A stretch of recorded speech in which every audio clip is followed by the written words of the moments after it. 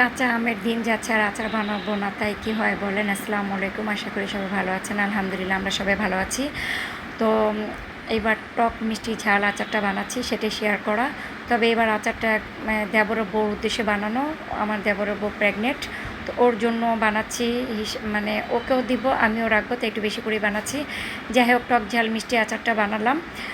তো একটা কষ্টকর স্মৃতির কথা বলি। গত বছর ঠিক এই টাইমে সিলেটে গিয়েছিলাম ঈদ করতে। তো আমার এইভাবেই 8 পদের আচার বানিয়ে রেখে গিয়েছিলাম।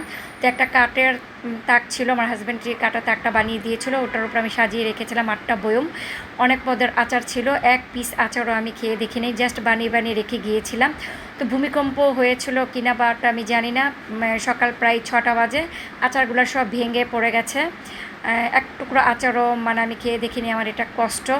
যাই হোক, ভাগে ছিল না, পড়ে গিয়েছিল। সেদিন আমার হাজব্যান্ড এখানেই ছিল। ও ভোর 6টা বাজে এই আওয়াজ পেয়েও তড়িঘড়ি করে উঠে দেখে সবগুলো আচার পড়ে গেছে। ওই স্ল্যাবটাও ভেঙে গেছে, ভেঙে সব আচার পড়ে গেছে, সবগুলো বয়মও ভেঙে গেছে, সবগুলো আচার নষ্ট। কি আর করার, ভাগ্যে ছিল না, সেই আর কি। তো এবার আবার আচার বানাচ্ছি, তবে এবার তেমন একটা আচার বানাবো না, অল্প অল্পই আচার বানাবো কয়েক পদের, তাই সেটি শেয়ার করা রাখি। আসসালামু আলাইকুম, আল্লাহ হাফেজ।